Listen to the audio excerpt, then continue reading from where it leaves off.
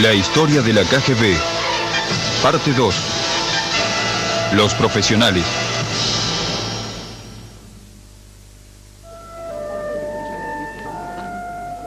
El primer proyecto de importancia de la OGPU, un canal que uniera los mares Blanco y Báltico, aun cuando de poco valor práctico, habría de demostrar el asombro potencial del Estado soviético.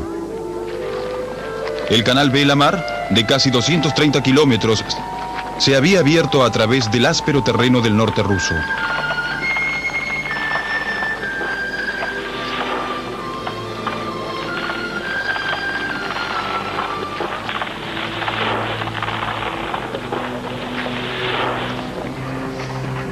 Millones de metros cúbicos de roca y tierra se excavaron a mano.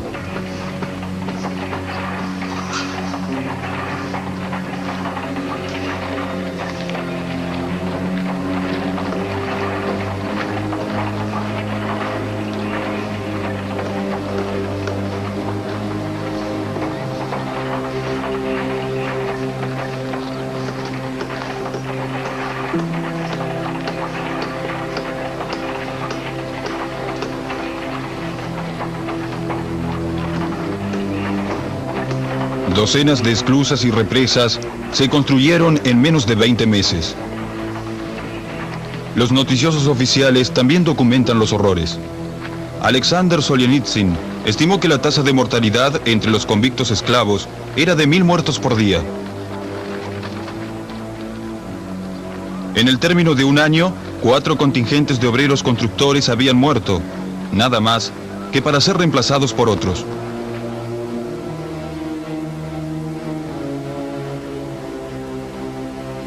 El canal se completó en el plazo prefijado.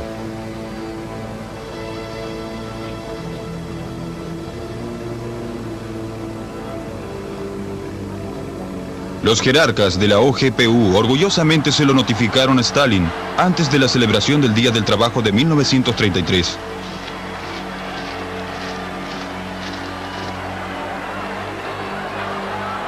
El proyecto superó todas las expectativas. Solo se había gastado un cuarto de presupuesto de 4 millones de rublos.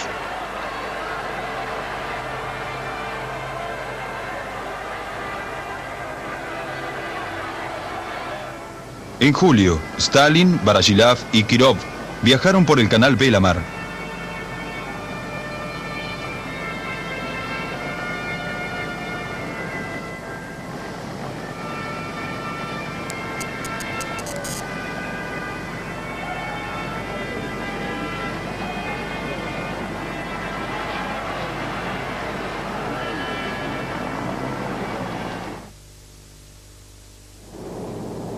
La OGPU supervisó otros proyectos. Entre 1932 y 1937 se construyó un canal de unos 130 kilómetros entre los ríos Moscú y Volga. Las condiciones de trabajo eran estremecedoras. Esta nueva ruta unió la capital soviética con 5 mares y mejoró su abastecimiento de agua, pero a un costo humano indecible.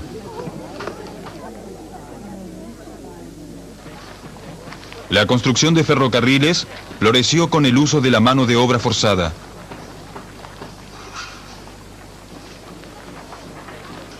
Los prisioneros de Gulag erigieron enormes complejos industriales en los Urales, en Siberia y en el extremo norte.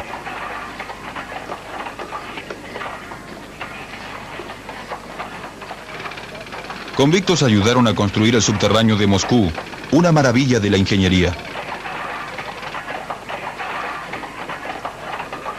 Los documentales oficiales solo mostraban trabajadores entusiastas.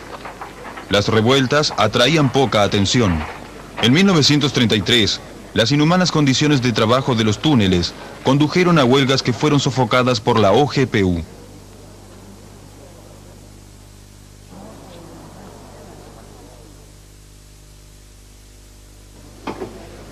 La Organización Soviética de Seguridad buscó conseguir el control total sobre la población.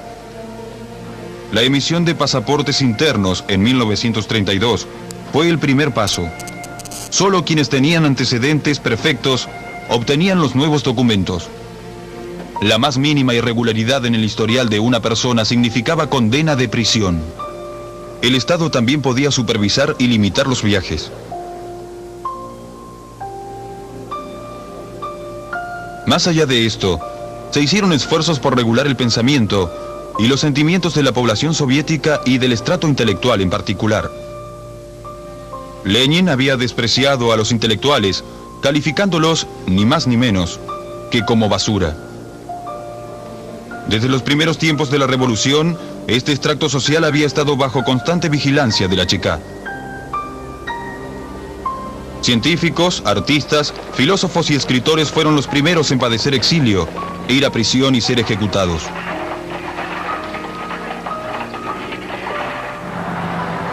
En 1922, la OGPU deportó 200 destacados intelectuales. Los que se quedaron en Rusia se hallaban en evidente peligro. A menudo los agentes de la OGPU se ganaban con mentiras la confianza de prominentes intelectuales.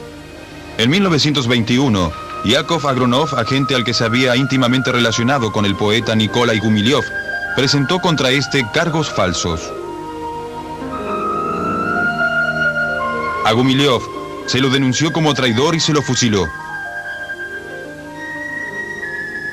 Después Agronov se hizo amigo de otro poeta, Vladimir Mayakovsky.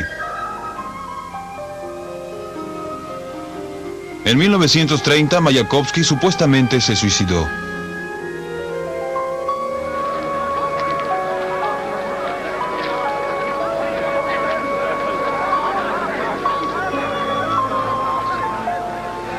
Este hecho aún produce mucha controversia, al igual que la muerte de otro genio literario, Sergei Yesenin.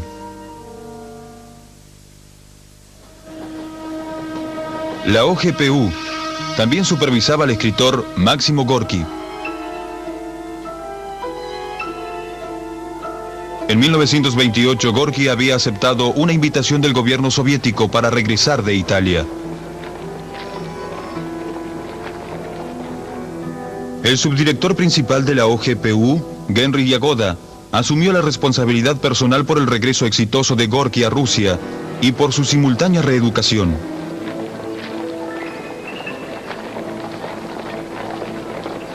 Todas las apariciones públicas de Gorki fueron arregladas por la OGPU.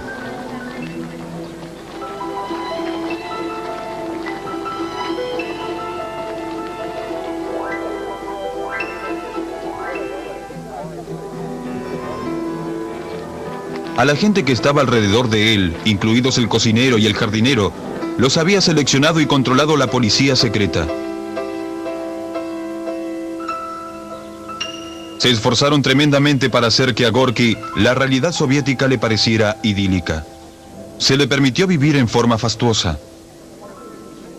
Con el nombre del escritor, Stalin bautizó barcos, ciudades y calles, y le ofreció destacados puestos oficiales, entre ellos el de comisario de educación. Stalin tenía la esperanza de que Gorki expresara su gratitud, escribiendo un libro que cantara loas al líder soviético. De hecho, al sistema soviético lo habían aclamado algunos destacados escritores occidentales invitados a la Unión Soviética, entre ellos Bernard Shaw y Henri Barrois.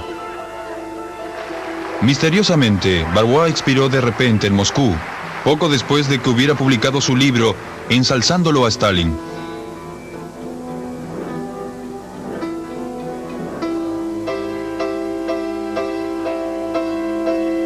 Pero Gorki no escribió un libro sobre el caudillo del partido. A diferencia de los escritores extranjeros, entendió las ramificaciones del socialismo stalinista.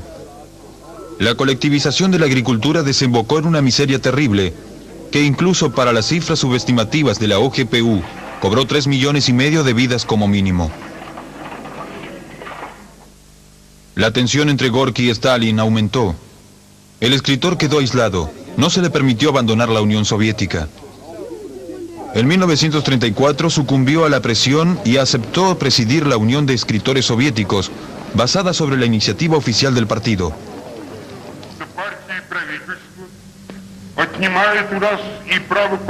El partido y el Estado eliminan la necesidad de imponerse el uno al otro, concediéndonos, en cambio, el derecho de enseñar.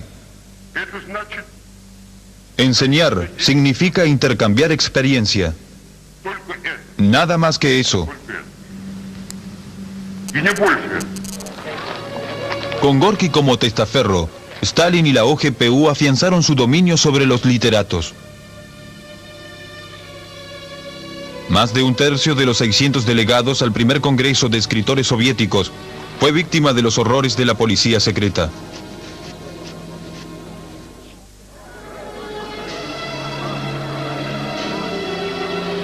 En 1936, Gorki murió.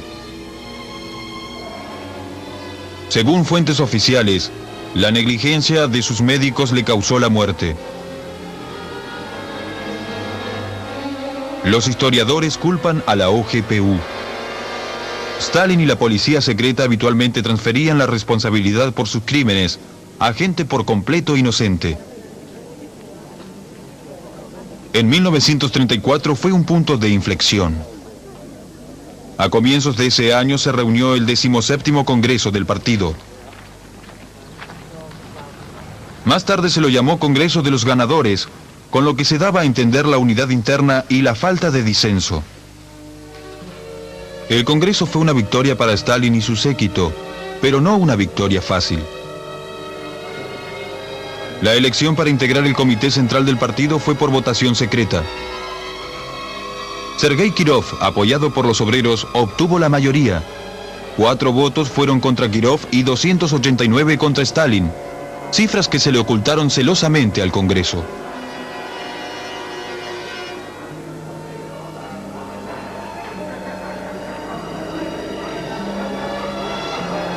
Stalin perpetró un fraude inmenso falsificando los resultados.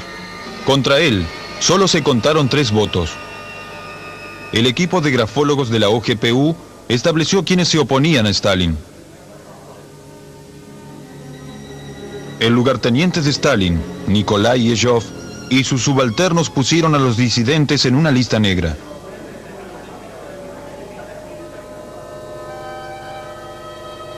Poco tiempo después, murió el director de la OGPU, Vyacheslav Mezhinsky. Se lo enterró con honores. Su plana mayor y muchos miembros del partido sospecharon que lo había envenenado su subdirector, Yagoda. Stalin culpó a los seguidores de Trotsky por la muerte de Mezhinsky. Genrikh Yagoda se convirtió en el nuevo director. En 1934, Yagoda tenía 43 años. Aprendiz de grabador, se convirtió en revolucionario profesional. Su matrimonio con la sobrina de Yakov Svelov le había asegurado un pronto ascenso en la jerarquía del partido. Se había unido a la Cheka en 1920. En su calidad de segundo de Mezhinsky, había supervisado todas las operaciones de la OGPU dentro de la Unión Soviética. La lealtad de Yagoda nunca fue puesta en duda por Stalin. Yagoda no solo recibió el control de la OGPU, sino también de la policía, los guardias fronterizos, campamentos, prisiones y cuerpos de bomberos, todos subordinados a la recientemente creada estructura. El Comisariado del Pueblo para Asuntos Internos, la NKVD. La información pública sobre las actividades de la NKVD estaba restringida. Se hicieron llamamientos para brindar apoyo público a este organismo.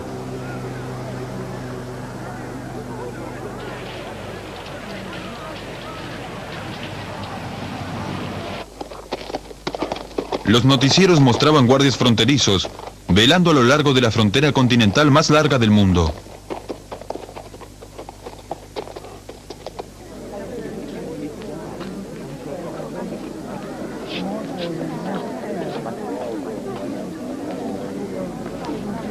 Todas las demás actividades se mantenían en secreto. Uno de los primeros pasos de Yagoda consistió en crear juntas especiales, cuerpos punitivos con autoridad para firmar sentencias de muerte, sin siquiera conocer al acusado.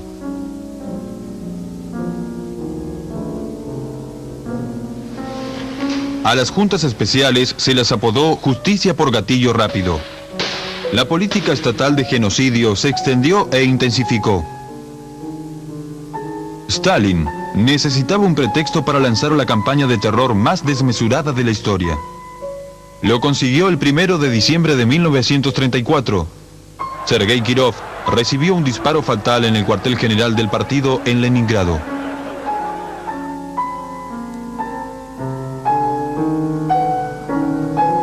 Al principio, por su muerte se acusó a un demente relacionado con un grupo imaginario de saboteadores. En verdad, el asesinato lo había concebido el departamento Leningrado de la NKVD, obedeciendo órdenes de Stalin. Las pruebas de que un asesino de la NKVD hizo el disparo mortal desaparecieron cuando se hizo ejecutar a todos los posibles testigos del homicidio. Tiempo después, Stalin habría de acusar a sus oponentes políticos principales, Grigori Zinoviev y Lev Kamenev, por la muerte de Kirov.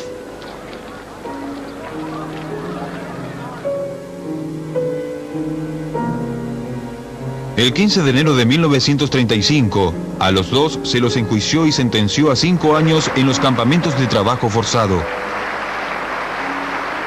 aunque no existió prueba alguna de que hubieran estado implicados. El gran terror había comenzado.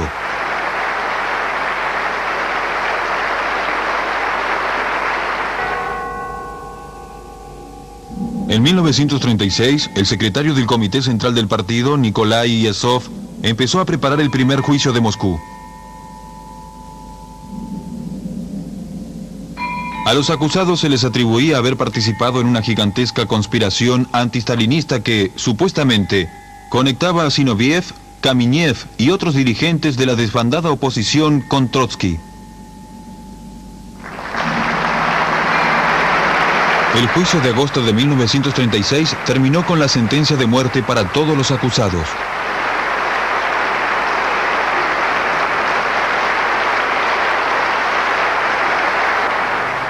En las semanas posteriores, juicios especiales de la NKVD sentenciaron a miles de personas a las que se consideraba desleales al régimen.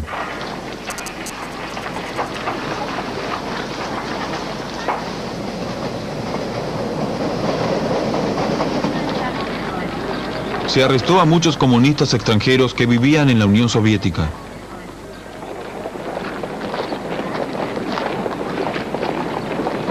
Yagoda reforzó el espionaje en el extranjero. A los agentes de la NKVD, la Guerra Civil Española les brindó una oportunidad perfecta para deshacerse de los disidentes que había entre los miembros de la Internacional Comunista.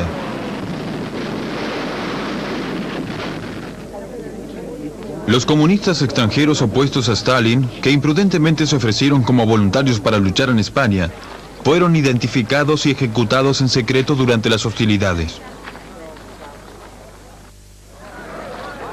En la segunda mitad de 1936, y obedeciendo al mandato de Stalin, la NKVD se preparó para el segundo juicio de Moscú. A los arrestados se los acusó de ser dirigentes de un centro paralelo. Supuestamente el centro había estado planeando lanzar una campaña de terror, en el caso en que la conspiración de Zinoviev y Kamenev fracasara. Entre los 17 acusados estaban Gregory Sokolnikov, un anterior ministro de Finanzas, Georgi Pyatakov, otrora uno de los directivos de la industria pesada, Karl Radek, el famoso periodista, y otros. El 30 de enero de 1937, 13 personas completamente inocentes fueron fusiladas en los sótanos de la NKVD. 3 semanas después, el comisario del pueblo para la industria pesada, Sergo Yanakidze, murió imprevistamente. Cómplice muy cercano y amigo personal de Stalin, se había tomado la libertad de discrepar con las decisiones de Stalin. La ausencia de Henry Yagoda en el funeral de Yanakidze demostró públicamente la pérdida de autoridad de Yagoda. En octubre de 1936, al jefe de seguridad se lo había degradado al rango inferior de comisario para las comunicaciones. El nuevo director de la NKVD fue Nikolai Yezhov. Alcohólico crónico, era físicamente lisiado, patológicamente cruel y sentía pasión por cantar. Заспівайте пісню звонкою, як заспівайте пісню веселей. Эх, красную родимую сторонку, на могучей силушке своей. El periodo más funesto de la historia soviética recién empezaba.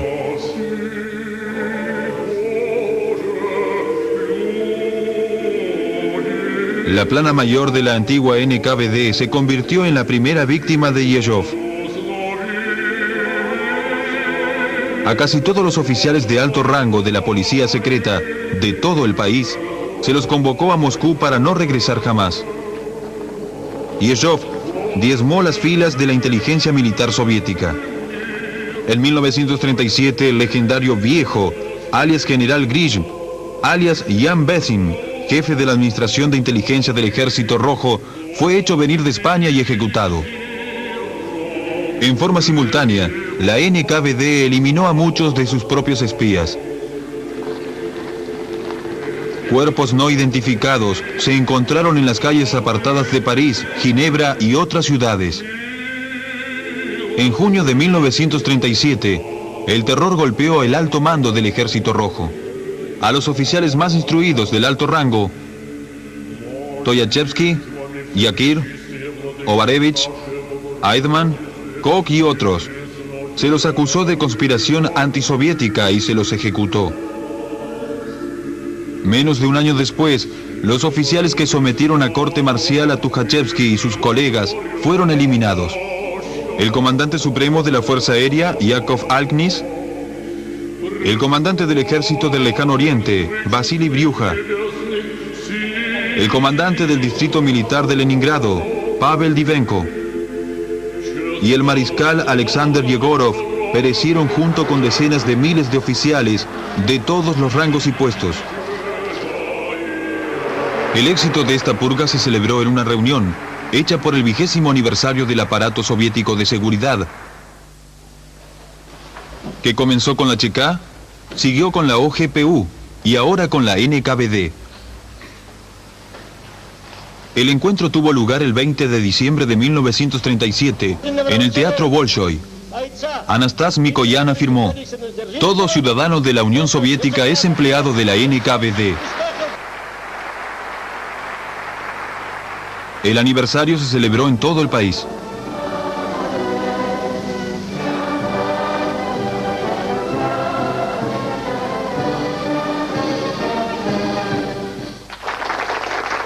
A Yezhov se le otorgó la Orden de Lenin.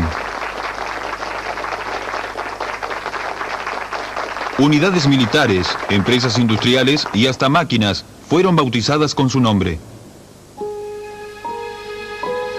Fanáticamente devoto de Stalin, Yezhov redobló los esfuerzos. Las purgas de 1937 y 1938 alcanzaron a los partidarios más leales de Stalin. Entre ellos el comisario de justicia Nikolai Krylenko y el otrora destacado funcionario de la Cheká Joseph Unglist.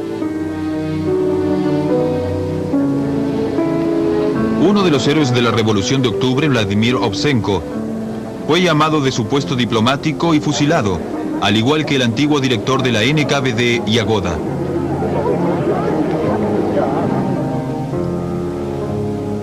Yagoda fue testigo principal y colaborador de los crímenes de Stalin, entre ellos el asesinato de Kirov. Cuando a Stalin le resultó difícil evitar las sospechas públicas por el asesinato, culpó a la NKVD dirigida por Yagoda. De pronto a Yagoda se lo relacionó con Trotsky y se lo hizo responsable por la muerte de Mensinsky y Gorky.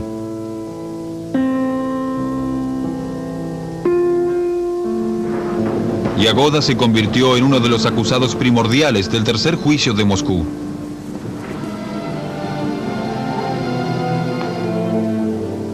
Junto a él estaban el miembro del Politburó y teórico Nikolai Bukharin, el dirigente del gobierno soviético Alexei Rykov, el secretario del Comité Central Nikolai Kretinsky, otrora segundo de Lenin,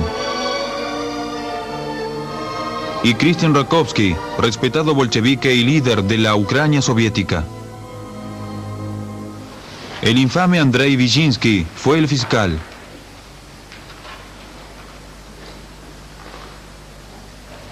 Bukharin y Rykov y sus cómplices sistemáticamente proveyeron información a varios servicios extranjeros de espionaje.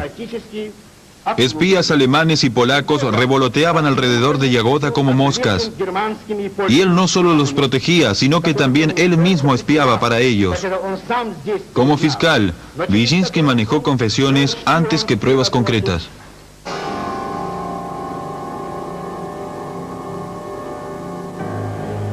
La NKVD forzaba confesiones. Sus agentes empleaban las torturas más horribles sin que se los sancionara.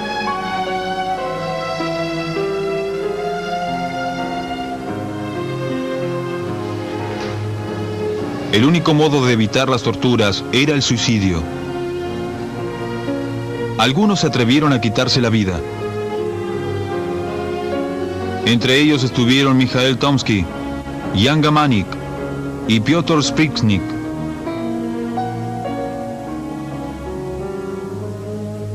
Bukharin, Rykov y los demás acusados del tercer juicio de Moscú fueron condenados. A todos se los fusiló por ser enemigos del pueblo.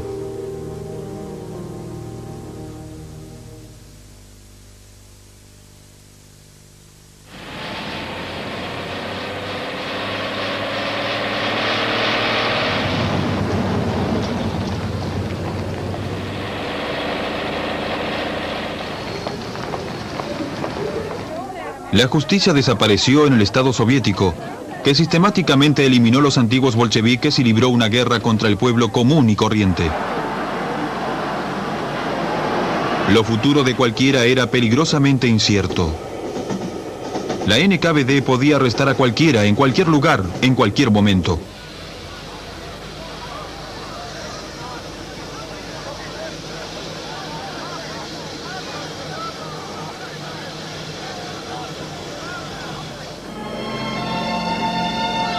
Una ley de 1935 hizo pasible de responsabilidad penal y consiguiente castigo a toda persona de más de 12 años de edad. A los niños se los podía encarcelar o sentenciar a muerte.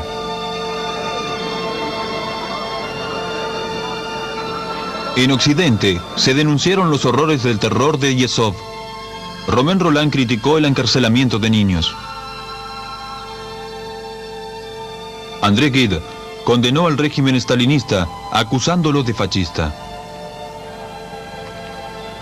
Hasta Herbert Wells, que siempre había simpatizado con la causa soviética, ya no pudo hacer comentarios favorables.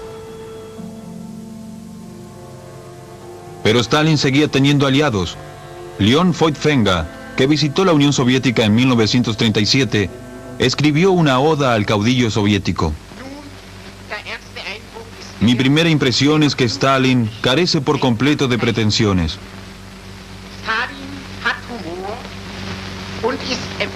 El pueblo soviético no solo lo respeta, sino que también lo ama. Nadie es más merecedor de representar 170 millones de personas.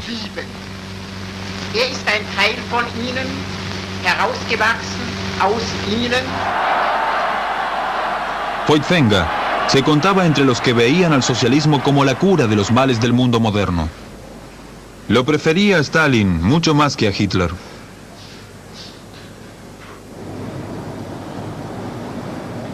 Para estos momentos, Stalin era amo absoluto de Rusia. Para él, el terror se había vuelto un método normal de administración estatal. Stalin necesitaba nuevos verdugos, porque era hora de eliminar los testigos de sus crímenes más recientes.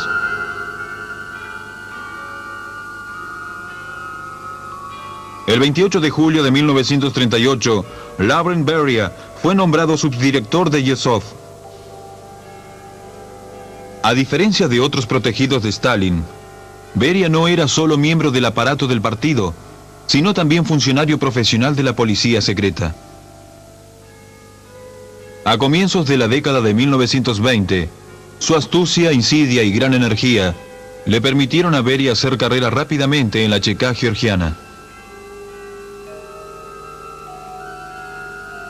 Cuando aún no había cumplido 30 años de edad, Beria se convirtió en director de la Chequia. En 1929 se los designó plenipotenciario de la OGPU para toda Transcaucasia.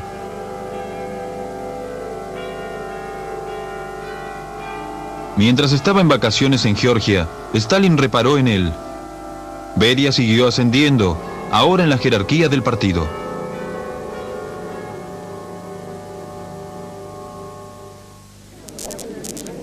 En 1931 lo nombraron primer secretario del partido en Georgia, y al cabo de tan solo unos años, se las ingenió para establecer un orden adecuado en la República.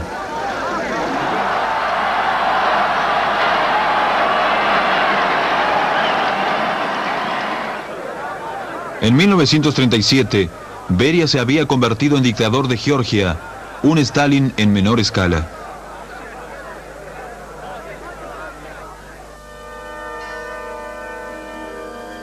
Destruyó todos sus opositores, entre ellos el favorito de Stalin, Nestka Lakova, dirigente de la autonomía abjasiana.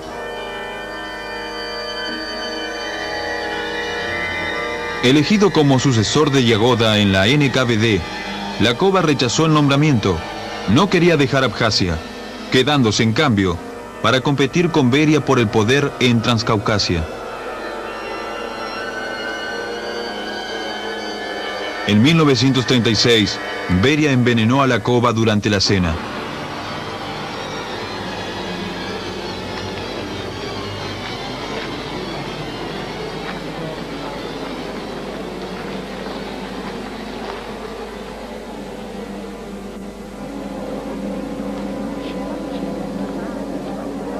Un año después, se eliminó a todos los parientes de Lakova.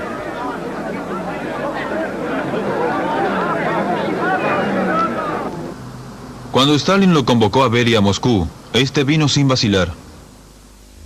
Instalado en la calidad de asistente de Yezhov, de inmediato se adueñó del control. El 9 de diciembre de 1938, la prensa informó sobre el nombramiento de Beria como director de la NKVD. Al igual que como con su predecesor Yagoda, a Yezhov se lo denunció e hizo desaparecer, así como a los funcionarios de la NKVD que habían ejecutado sus órdenes. Los hijos de la madre patria, los mismos a los que se había condecorado hacía poco tiempo en el Kremlin.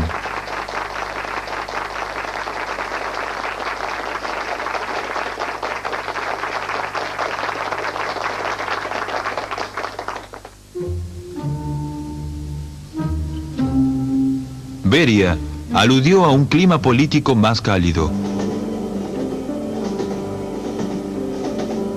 Se liberó a muchísimos prisioneros de la Gulag, entre ellos Konstantin Rakasovsky,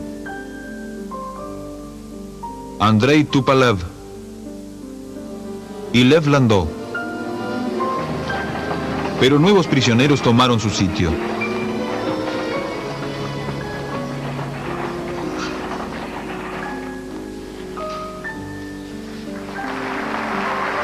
Entre las víctimas de Stalin estaba su reciente favorito, el caudillo de la Juventud Comunista Alexander Kosarev. Para la juventud soviética no hay algo más valioso en la vida que nuestro gran partido comunista bolchevique y nuestro amado, enaltecido camarada Stalin.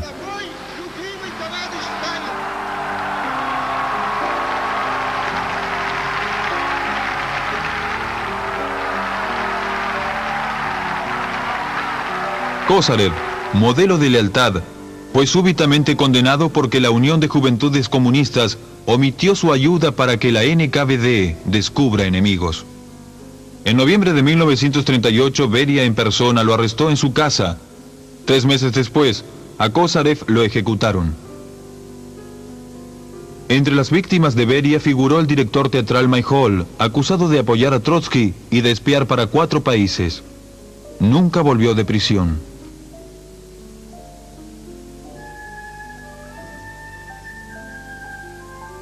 A su esposa, la actriz Zinaida Reich, los asesinos de la NKVD la mataron a puñaladas.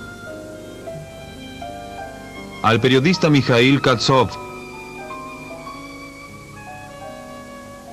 y al escritor Isaac Valv se los acusó de actividades antisoviéticas y se los fusiló. Antes de la ejecución, la NKVD los había interrogado, tratando de reunir pruebas incriminatorias contra otros destacados intelectuales. Los escritores Boris Pasternak, Yuri Oleja, Ilya Ehrenburg y el compositor Dmitri Shostakovich. La policía secreta preparó otro juicio fraguado.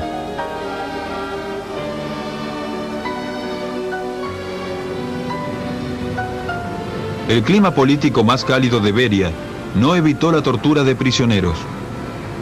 Beria en persona participaba.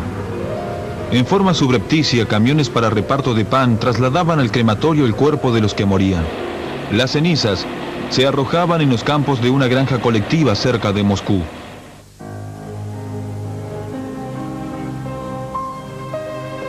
En 1940, Beria supervisó la operación para asesinar a Trotsky, el enemigo más odiado de Stalin. La NKVD reclutó a Ramón Mercader. El español atacó a Trotsky con un pico de alpinista en el estudio de la casa del ex dirigente en la Ciudad de México. El 21 de agosto, Trotsky murió.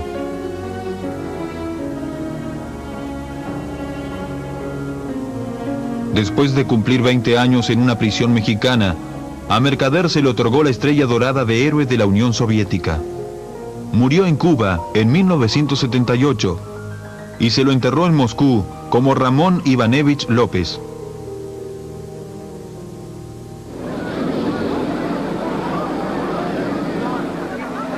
En agosto de 1940, la NKVD empezó a purgar los recientemente anexados estados del Báltico: Estonia, Letonia y Lituania. Durante octubre, a los sospechosos de tendencias antisoviéticas se los mandó al exilio. Otros los siguieron en 1941 y después, en 1944, más de 700.000 personas.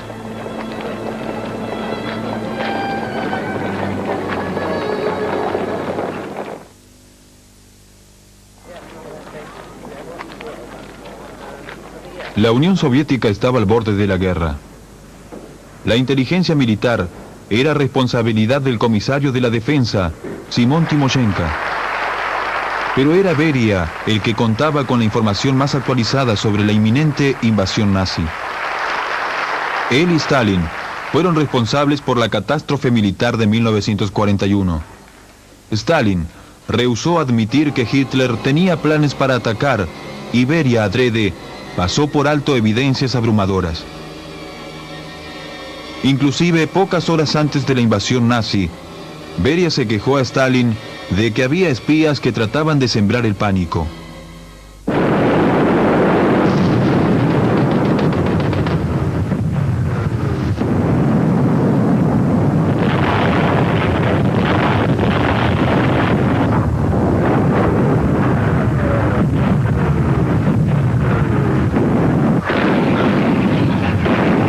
La guerra generó más trabajo para la NKVD, pero no le modificó los métodos. Inmediatamente después de que empezara la guerra, los trenes transportaron más prisioneros a la Gulag. Los delitos eran diferentes: esparcir rumores o crear el pánico, negarse a entregar receptores de radio y sus repuestos. También se encarceló soldados que habían sobrevivido al sitio de los nazis.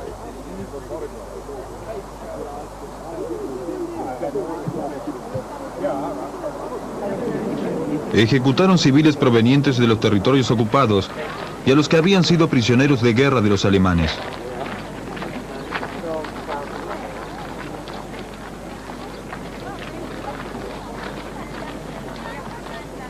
En 1943, a grupos étnicos enteros de toda Rusia se los acusó de colaboración con los alemanes.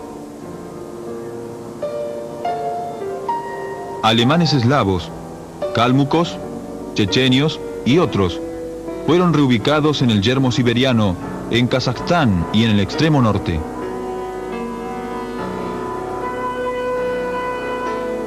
Lo sucedieron los tártaros de Crimea en 1944.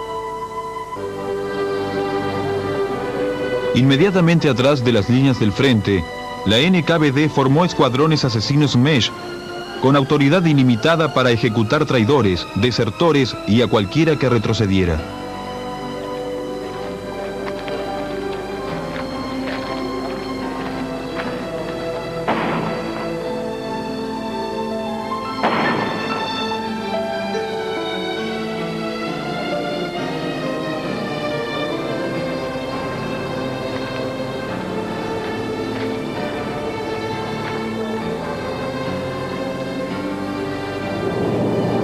La NKVD también contaba con unidades de combate. Batallones de sabotaje operaban detrás de las líneas enemigas.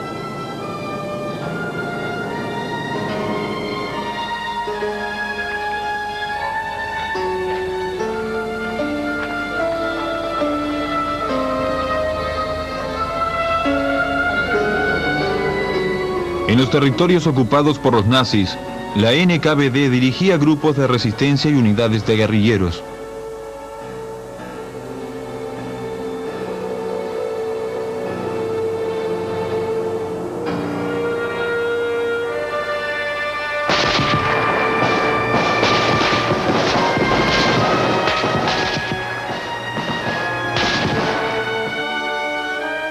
En 1943, los alemanes descubrieron una sepultura colectiva de oficiales polacos en el bosque de Katyn, cerca de la ciudad de Smolensk. Se acusó a la NKVD. Después que se liberó Smolensk, Beria designó una junta investigadora para establecer que a los polacos los ejecutaron los alemanes, aun si eso entrañaba ocultar pruebas.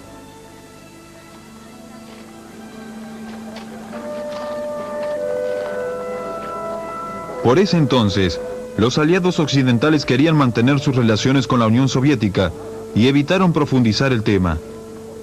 Solo documentos recientes que vienen de los archivos de la NKVD prueban, sin duda alguna, que a los oficiales polacos se los mató en 1940 por orden directa de Beria. Que también ordenó la ejecución de prisioneros polacos en los campamentos próximos a Kalinin y Kharkov. En total murieron más de 22.000 oficiales polacos.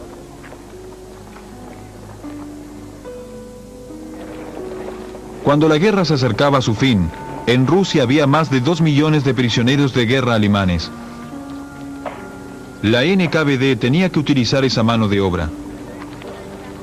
Pero no era más que una fracción de los trabajadores esclavos que se emplearon para los proyectos de construcción más urgentes y difíciles.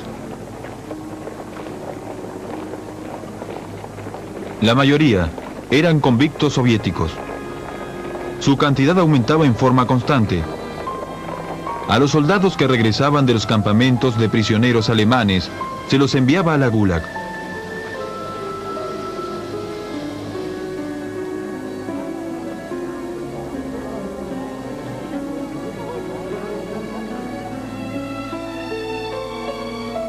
Stalin elogió a Beria y a sus oficiales. A Beria se le otorgaron las órdenes de Lenin y del Pabellón Rojo. Por la reubicación de las naciones del Cáucaso del Norte y de Crimea, recibió la mayor condecoración posible para un comandante militar, la Orden de Suvorov. También se lo nombró héroe del trabajo socialista.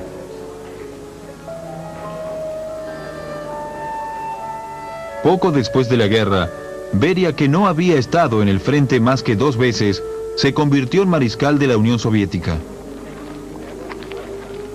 Lo acompañó a Stalin a la reunión de Potsdam y se le encomendó la inspección de las fábricas de la derrotada Alemania. Stalin seguía dándole ascensos. En 1946, Beria se concentró en su trabajo en el Politburó y en el Ministerio de Relaciones Exteriores.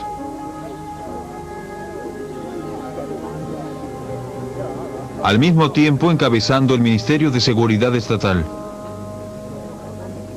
Se le encomendó la supervisión de las investigaciones sobre energía nuclear.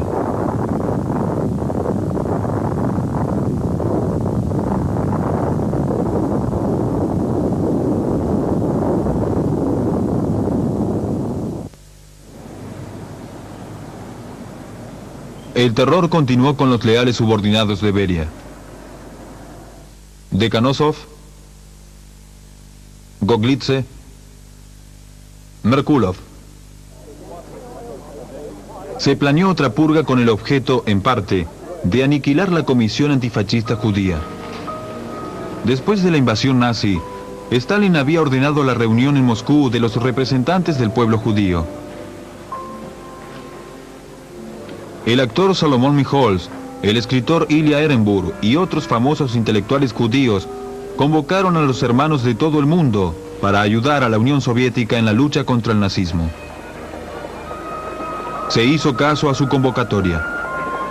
En Estados Unidos se formó el Consejo Judío para la Ayuda a Rusia y lo dirigió Albert Einstein. Después de la guerra, la comisión fue innecesaria. En enero de 1948, a su presidente Salomón Mijols se lo envió a Minsk para que hiciera la crítica de representaciones teatrales, acompañado por un experto en arte de la NKVD. Mijols nunca volvió del viaje. Murió en un accidente de auto. Se arrestó a muchos miembros más de la comisión. Algunos murieron durante los 3 años siguientes de interrogatorios. Al resto se los ejecutó en 1952. A fines de la década de 1940, Beria se preparaba para ampliar su base de poder. La tarea se le hizo más difícil cuando su aliado más cercano, Georgi Malenkov, cayó en desgracia con Stalin y perdió su puesto de secretario de la Comisión Central. Esto hizo ascender a Andrés Zdanov, rival principal de Beria, y su facción ganó puestos claves. Pero en 1948, Zdanov murió de repente. Malenkov retomó su antiguo puesto. Juntos, Beria y Malenkov podían controlar a todos los demás funcionarios del partido y de ese modo a todo el país. Solo Stalin tenía mayor poder, pero el 1 de marzo de 1953, Stalin tuvo un ataque de apoplejía y murió poco después en su casa de campo.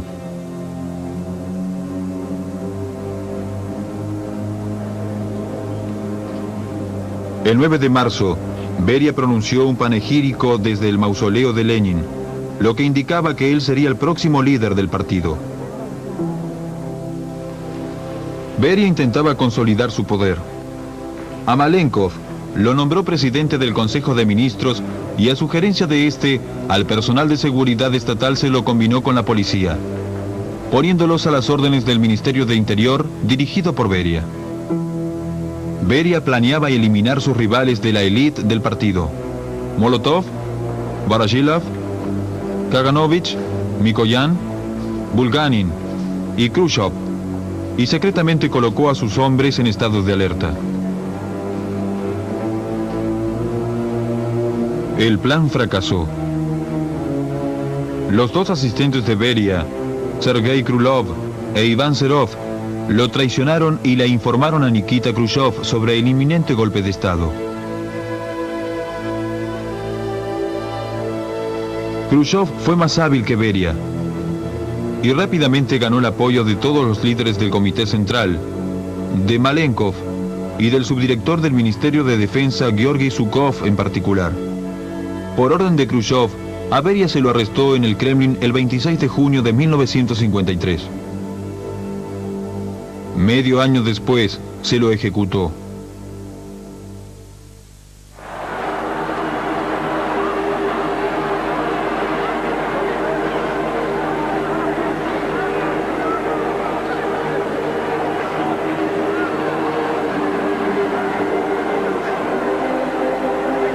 Al cabo de 3 meses, Khrushchev nombró a Iván Serov primer presidente de una nueva institución que habría de alcanzar fama internacional: la Comisión para Seguridad del Estado, la KGB. Con su nueva denominación, el Servicio Soviético de Seguridad habría de funcionar durante 4 décadas más, siguiendo la tradición de la CHK, la OGPU y la NKVD.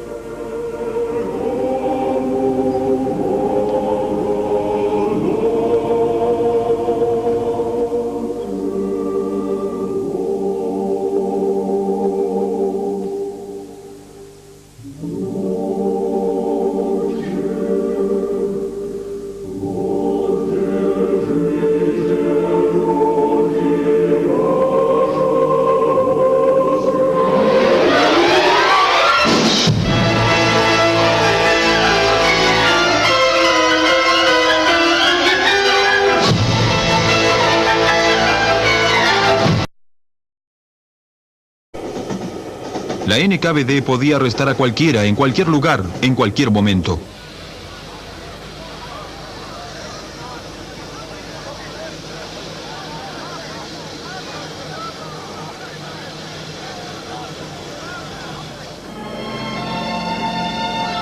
Una ley de 1935 hizo pasible de responsabilidad penal y consiguiente castigo a toda persona de más de 12 años de edad.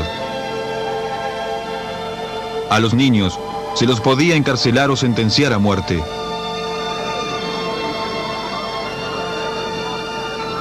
En Occidente se denunciaron los horrores del terror de Yezhov. Romain Rolland criticó el encarcelamiento de niños. André Gide condenó al régimen stalinista, acusándolo de fascista. Hasta Herbert Wells, que siempre había simpatizado con la causa soviética, ya no pudo hacer comentarios favorables. Pero Stalin seguía teniendo aliados. Leon Feuchtwanger, que visitó la Unión Soviética en 1937, escribió una oda al caudillo soviético. Mi primera impresión es que Stalin carece por completo de pretensiones.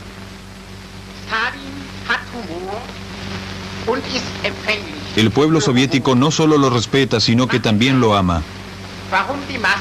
Nadie es más merecedor de representar 170 millones de personas.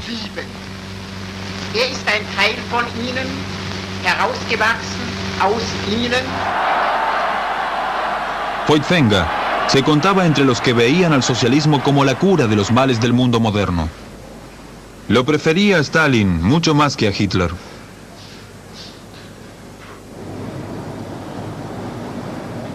Para estos momentos, Stalin era amo absoluto de Rusia. Para él, el terror se había vuelto un método normal de administración estatal.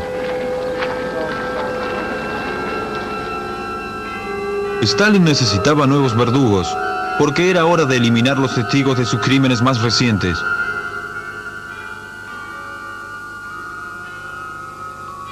El 28 de julio de 1938, Lavrent Beria fue nombrado subdirector de Yezhov. A diferencia de otros protegidos de Stalin, Beria no era solo miembro del aparato del partido, sino también funcionario profesional de la policía secreta. A comienzos de la década de 1920, su astucia, insidia y gran energía le permitieron a Beria hacer carrera rápidamente en la Chequia georgiana. Cuando aún no había cumplido 30 años de edad, en 1934 sucumbió a la presión y aceptó presidir la Unión de Escritores Soviéticos, basada sobre la iniciativa oficial del partido.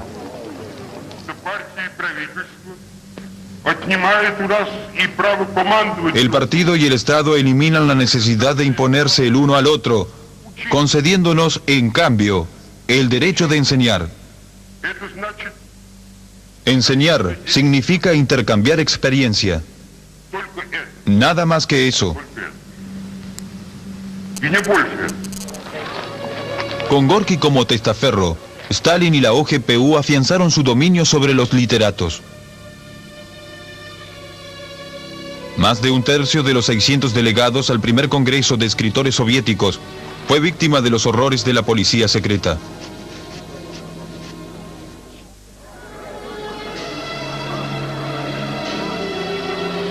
En 1936, Gorky murió. Según fuentes oficiales, la negligencia de sus médicos le causó la muerte. Los historiadores culpan a la OGPU. Stalin y la policía secreta habitualmente transferían la responsabilidad por sus crímenes a gente por completo inocente. En 1934 fue un punto de inflexión. A comienzos de ese año se reunió el 17º Congreso del partido. Más tarde se lo llamó Congreso de los Ganadores, con lo que se daba a entender la unidad interna y la falta de disenso.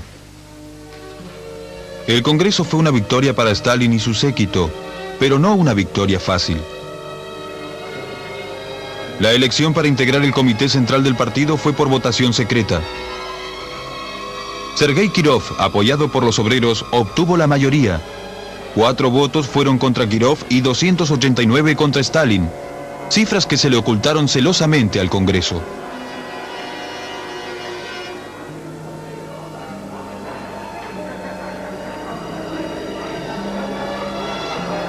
Stalin perpetró un fraude inmenso falsificando los resultados. Contra él, solo se contaron 3 votos. El equipo de grafólogos de la OGPU estableció quienes se oponían a Stalin. El lugarteniente de Stalin, Nikolai Yezhov, y sus subalternos pusieron a los disidentes en una lista negra.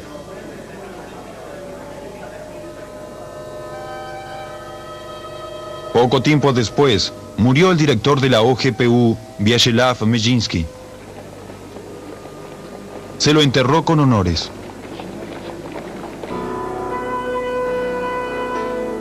Lo sucedieron los tártaros de Crimea en 1944. Inmediatamente atrás de las líneas del frente, la NKVD formó escuadrones asesinos Mesh, con autoridad ilimitada para ejecutar traidores, desertores y a cualquiera que retrocediera.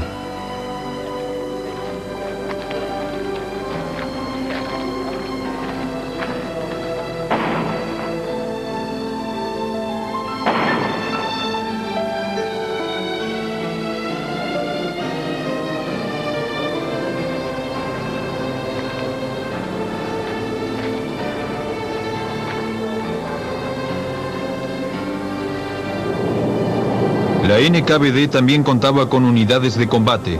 Batallones de sabotaje operaban detrás de las líneas enemigas.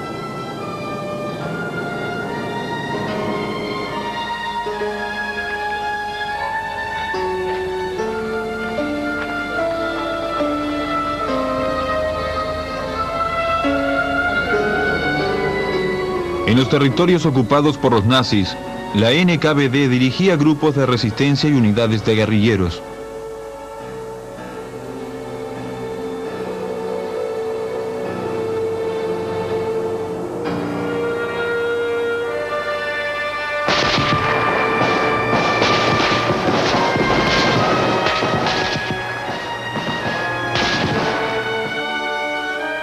En 1943, los alemanes descubrieron una sepultura colectiva de oficiales polacos en el bosque de Katyn, cerca de la ciudad de Smolensk. Se acusó a la NKVD. Después que se liberó Smolensk, Beria designó una junta investigadora para establecer que a los polacos los ejecutaron los alemanes, aun si eso entrañaba ocultar pruebas.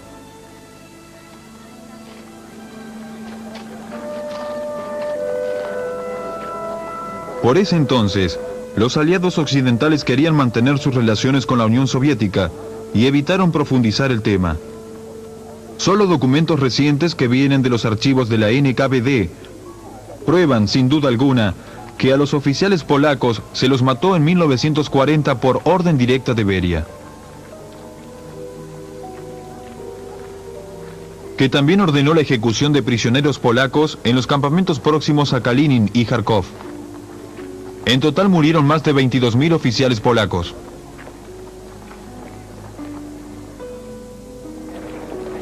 Cuando la guerra se acercaba a su fin, en Rusia había más de 2 millones de prisioneros de guerra alemanes. La NKVD tenía que utilizar esa mano de obra. Stalin elogió a Beria y a sus oficiales. A Beria se le otorgaron las órdenes de Lenin y del Pabellón Rojo.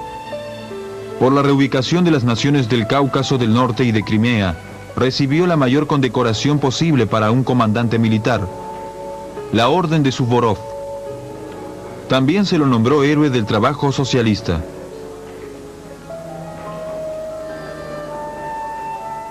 Poco después de la guerra, Beria, que no había estado en el frente más que 2 veces, se convirtió en mariscal de la Unión Soviética. Lo acompañó a Stalin a la reunión de Potsdam y se le encomendó la inspección de las fábricas de la derrotada Alemania. Stalin seguía dándole ascensos. En 1946, Beria se concentró en su trabajo en el Politburó y en el Ministerio de Relaciones Exteriores.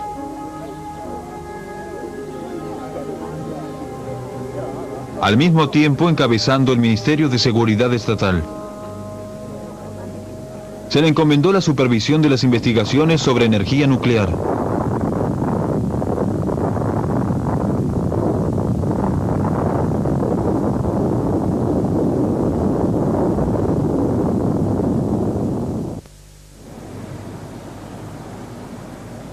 El terror continuó con los leales subordinados de Beria. Dekhanosov, Goglitze, Merkulov. Se planeó otra purga con el objeto, en parte, de aniquilar la comisión antifascista judía. Después de la invasión nazi, Stalin había ordenado la reunión en Moscú de los representantes del pueblo judío. El actor Salomón Mijols, el escritor Ilya Ehrenburg y otros famosos intelectuales judíos convocaron a los hermanos de todo el mundo para ayudar a la Unión Soviética en la lucha contra el nazismo. Se hizo caso a su convocatoria. En Estados Unidos se formó el Consejo Judío para la Ayuda a Rusia y lo dirigió Albert Einstein. Después de la guerra, la comisión fue innecesaria. En enero de 1948, a su presidente Salomón Mijols se lo envió a Minsk para que hiciera la crítica de representaciones teatrales, acompañado por un experto en arte de la NKVD. Mijols nunca volvió del viaje. Murió en un accidente de auto. Se arrestó a muchos miembros más de la comisión. Algunos murieron durante los 3 años siguientes de interrogatorios. Al resto se los ejecutó en 1952. A fines de la década de 1900...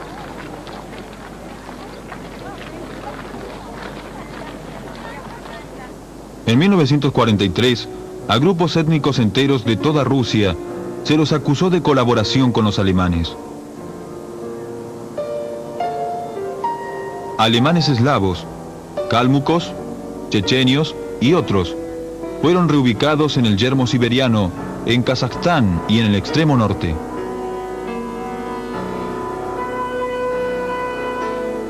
Lo sucedieron los tártaros de Crimea en 1944.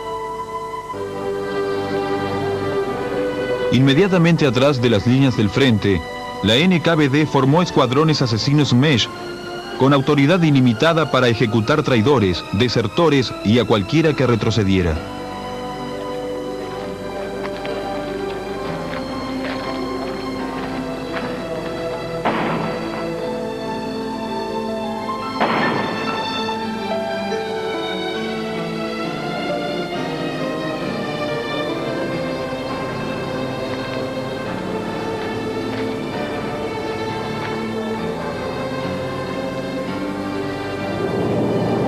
La NKVD también contaba con unidades de combate. Batallones de sabotaje operaban detrás de las líneas enemigas.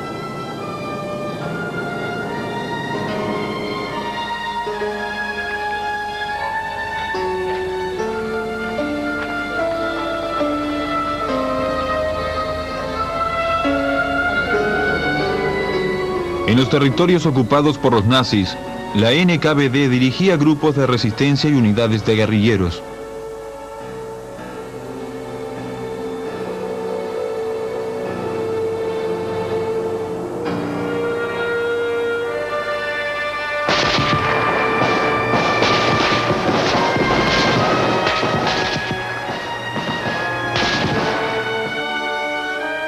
En 1943, los alemanes descubrieron una sepultura colectiva de oficiales polacos en el bosque de Katyn, cerca de la ciudad de Smolensk. Se acusó a la NKVD. Después que se liberó Smolensk, Beria designó una junta investigadora para establecer que a los polacos los ejecutaron los alemanes, aun si eso entrañaba ocultar pruebas.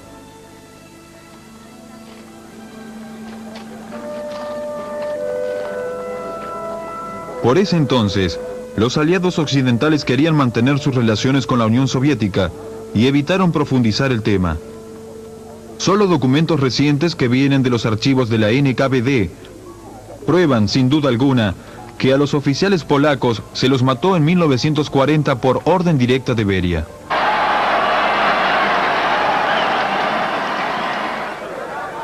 En 1937, Beria se había convertido en dictador de Georgia, un Stalin en menor escala.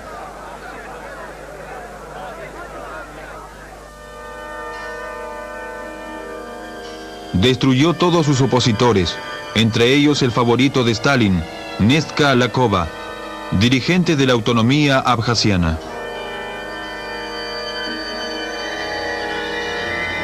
Elegido como sucesor de Yagoda en la NKVD, Lakova rechazó el nombramiento.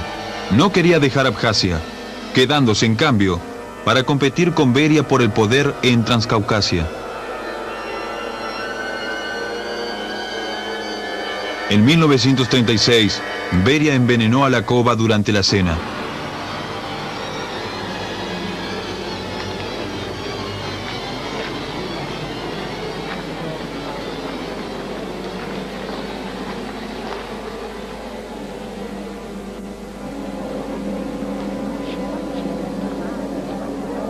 Un año después, se eliminó a todos los parientes de Lakova.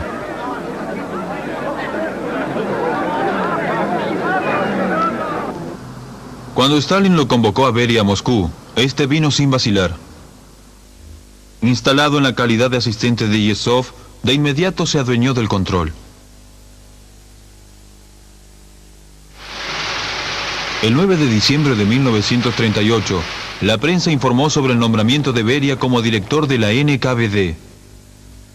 Al igual que como con su predecesor Yagoda, a Yezhov se lo denunció e hizo desaparecer, así como a los funcionarios de la NKVD que habían ejecutado sus órdenes. Los hijos de la madre patria, los mismos a los que se había condecorado hacía poco tiempo en el Kremlin.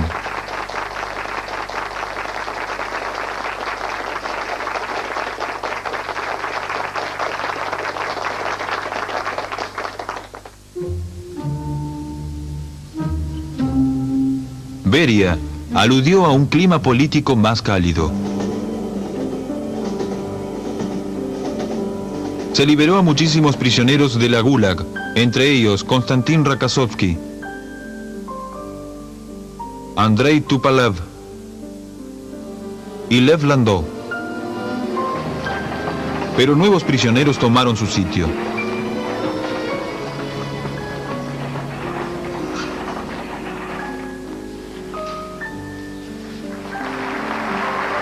Entre las víctimas de Stalin estaba su reciente favorito, el caudillo de la Juventud Comunista Alexander Kosarev. Para la Juventud Soviética, el que contaba con la información más actualizada sobre la inminente invasión nazi. Él y Stalin fueron responsables por la catástrofe militar de 1941. Stalin rehusó admitir que Hitler tenía planes para atacar y Beria adrede pasó por alto evidencias abrumadoras. Inclusive, pocas horas antes de la invasión nazi, Beria se quejó a Stalin de que había espías que trataban de sembrar el pánico.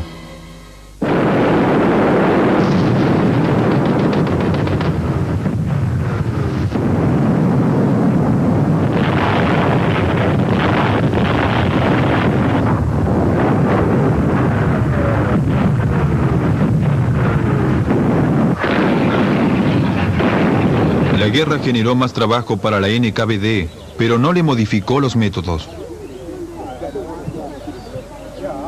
Inmediatamente después de que empezara la guerra, los trenes transportaron más prisioneros a la Gulag. Los delitos eran diferentes: esparcir rumores o crear el pánico, negarse a entregar receptores de radio y sus repuestos. También se encarceló soldados que habían sobrevivido al sitio de los nazis.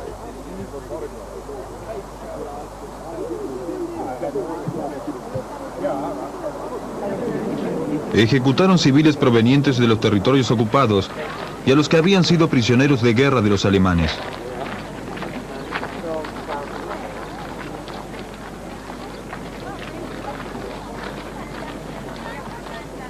En 1943, a grupos étnicos enteros de toda Rusia se los acusó de colaboración con los alemanes. alemanes eslavos, cálmucos, chechenios y otros fueron reubicados en el yermo siberiano, en Kazajstán y en el extremo norte.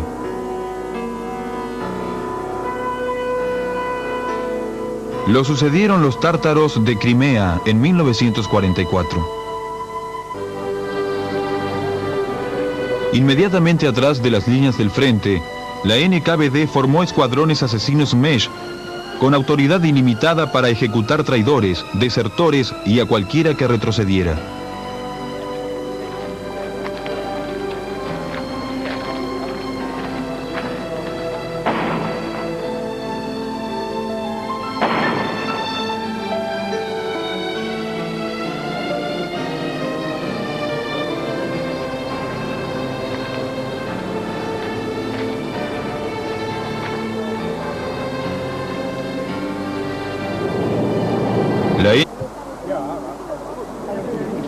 Ejecutaron civiles provenientes de los territorios ocupados y a los que habían sido prisioneros de guerra de los alemanes.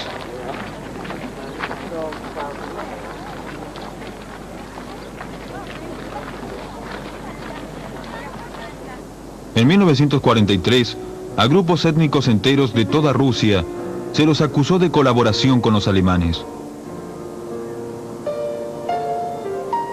Alemanes eslavos, cálmucos, chechenios y otros fueron reubicados en el yermo siberiano, en Kazajstán y en el extremo norte.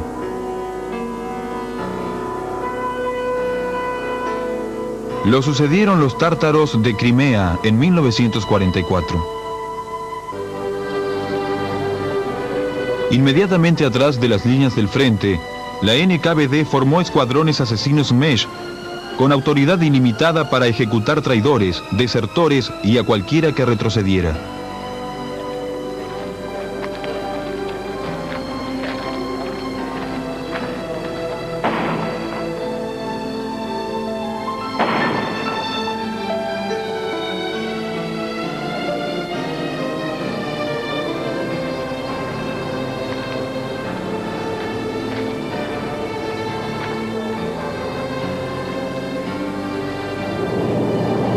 La NKVD también contaba con unidades de combate. Batallones de sabotaje operaban detrás de las líneas enemigas.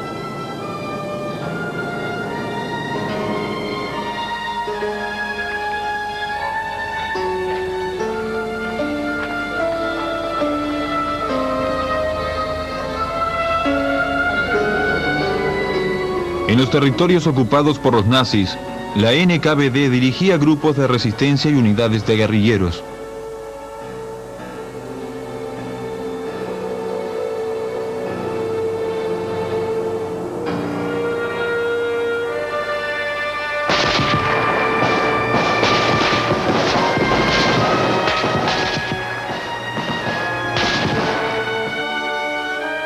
En 1943, los alemanes descubrieron una sepultura colectiva de oficiales polacos en el bosque de Katyn, cerca de la ciudad de Smolensk. Se acusó a la NKVD. Después que se liberó Smolensk, Beria designó una junta investigadora para establecer que a los polacos los ejecutaron los alemanes, aun si eso entrañaba ocultar pruebas.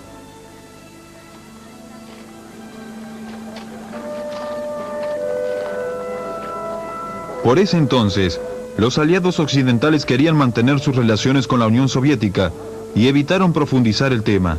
7. Escribió una oda al caudillo soviético. Mi primera impresión es que Stalin carece por completo de pretensiones.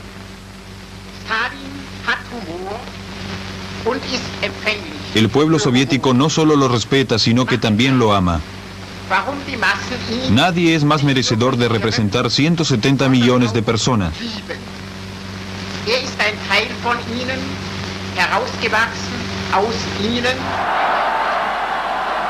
Voigtvenga se contaba entre los que veían al socialismo como la cura de los males del mundo moderno. Lo prefería a Stalin mucho más que a Hitler.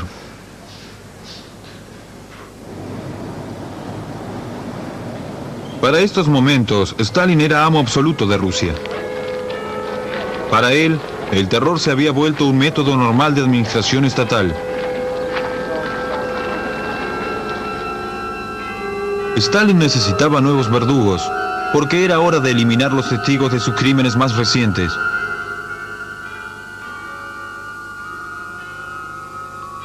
El 28 de julio de 1938, Lavrent Beria fue nombrado subdirector de Yezhov. A diferencia de otros protegidos de Stalin, Beria no era solo miembro del aparato del partido, sino también funcionario profesional de la policía secreta. A comienzos de la década de 1920, su astucia, insidia y gran energía le permitieron a Beria hacer carrera rápidamente en la Cheka georgiana. Cuando aún no había cumplido 30 años de edad, Beria se convirtió en director de la Cheka. En 1929 se los designó plenipotenciario de la OGPU para toda Transcaucasia.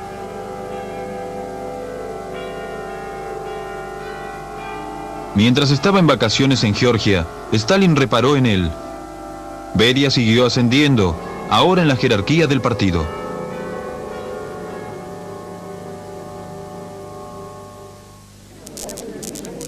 En 1931 lo nombraron primer secretario del partido en Georgia, y al cabo de tan solo unos años, se las ingenió para establecer un orden adecuado en la República.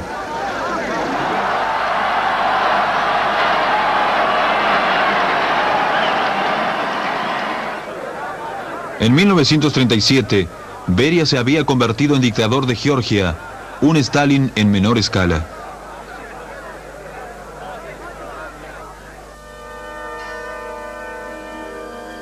Destruyó todos sus opositores, entre ellos el favorito de Stalin, Nestka Lakova, dirigente.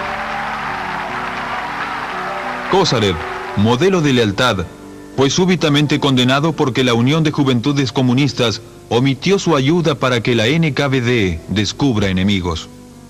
En noviembre de 1938, Beria en persona lo arrestó en su casa. 3 meses después, a Kosarev lo ejecutaron. Entre las víctimas de Beria figuró el director teatral Maijol, acusado de apoyar a Trotsky y de espiar para 4 países. Nunca volvió de prisión.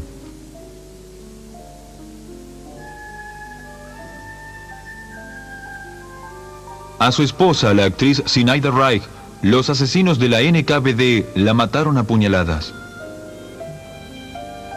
Al periodista Mikhail Katsov y al escritor Isaac Valv se los acusó de actividades antisoviéticas y se los fusiló. Antes de la ejecución, la NKVD los había interrogado, tratando de reunir pruebas incriminatorias contra otros destacados intelectuales. Los escritores Boris Pasternak, Yuri Oleja, Ilya Ehrenburg y el compositor Dmitri Shostakovich. La policía secreta preparó otro juicio fraguado.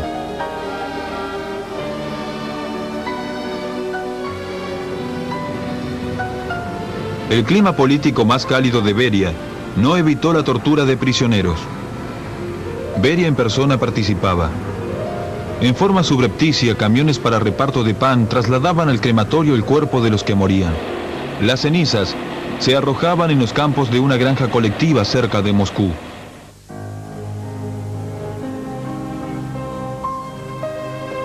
En 1940, Beria supervisó la operación para asesinar a Trotsky, el enemigo más odiado de Stalin. La NKVD reclutó a Ramón Mercader. El español atacó a Trotsky con un pico de alpinista en el estudio de la casa del ex dirigente en la Ciudad de México. El 21 de agosto, Trotsky murió.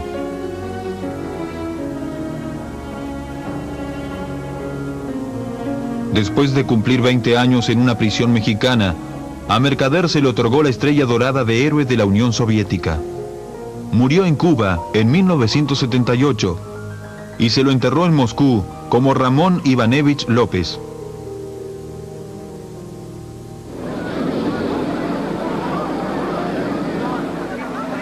En agosto de 1940, la NKVD empezó a purgar los recientemente anexados estados del Báltico: Estonia, Letonia y Lituania. Se liberó a muchísimos prisioneros de la Gulag, entre ellos Konstantin Rakasovsky, Andrei Tupolev y Lev Landau. Pero nuevos prisioneros tomaron su sitio.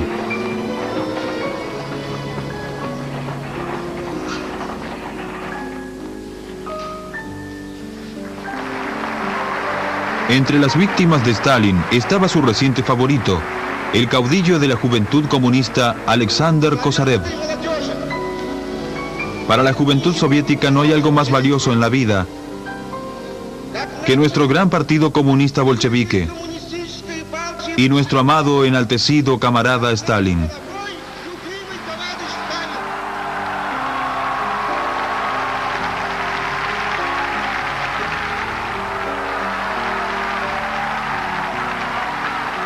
Kosarev, modelo de lealtad, fue súbitamente condenado porque la Unión de Juventudes Comunistas omitió su ayuda para que la NKVD descubra enemigos. En noviembre de 1938, Beria en persona lo arrestó en su casa. 3 meses después, a Kosarev lo ejecutaron. Entre las víctimas de Beria figuró el director teatral Maijol, acusado de apoyar a Trotsky y de espiar para 4 países. Nunca volvió de prisión.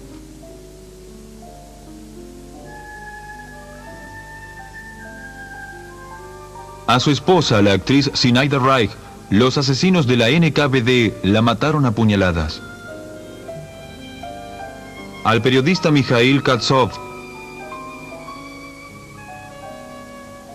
y al escritor Isaac Valv se los acusó de actividades antisoviéticas y se los fusiló. Antes de la ejecución, la NKVD los había interrogado, tratando de reunir pruebas incriminatorias contra otros destacados intelectuales.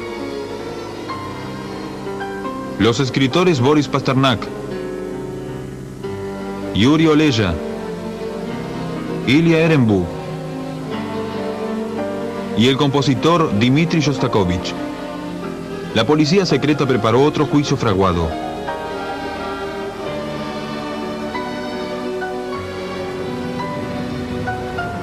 El clima político más cálido de Beria no evitó la tortura de prisioneros. Beria en persona participaba. En forma subrepticia, camiones para reparto de pan trasladaban al crematorio el cuerpo de los que morían. Las cenizas se arrojaban en los campos de una granja colectiva cerca de Moscú.